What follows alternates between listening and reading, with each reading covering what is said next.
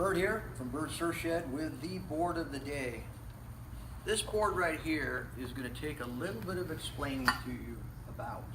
This is a board that was shaped by George Gall, Plus One Surfboards. Him and Joe Virgilio, just master board builders and excellent surfers.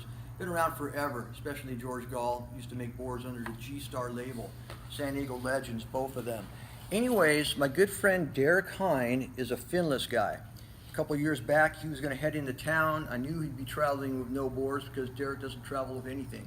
He just picks up on things as he shows up. So I had George make a finless board for Derek Hynd so that when he got here, there'd be something for him to play with.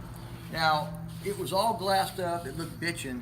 The first thing Derek did when he came to the shop and looked at it, and he goes, "Oh yeah, it needs a little work."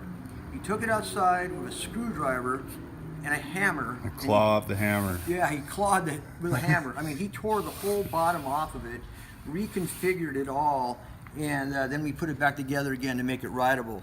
Now, after that, my good friend Klein, who is a wizard, one of my brothers forever, he's a finless wonder man himself.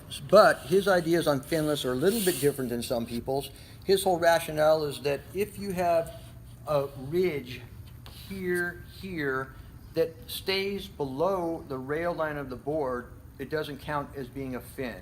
I call bullshit on that. To me, this is kind of a fin. But anyways, he put this all together. He rode this board, and he said he liked it quite a bit. So it's kind of rough and tumbled. We're at 5'10" by 20.5 by 2 5/8.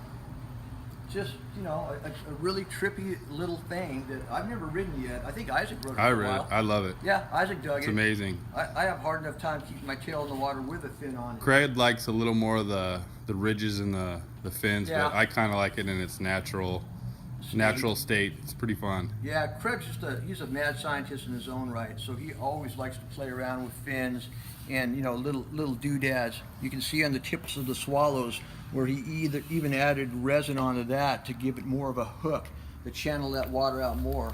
Another thing I should say about this board is it's asymmetrical as well. So there's a lot going on with it, all of it weird. The only thing I can relate to on it myself is I like the fluted wings. The fluted wings are sick. If you're ever going to have a wing on a surfboard, to me, 95% of the times, it should have that little flute inside of it. Almost acts like a little side fin. Gives you good bite, directs the water out the tail of the board. Trippy, Derek Hynd model, Klein ridden, Isaac Wood approved. G-Star, George, +1 model. There you have it.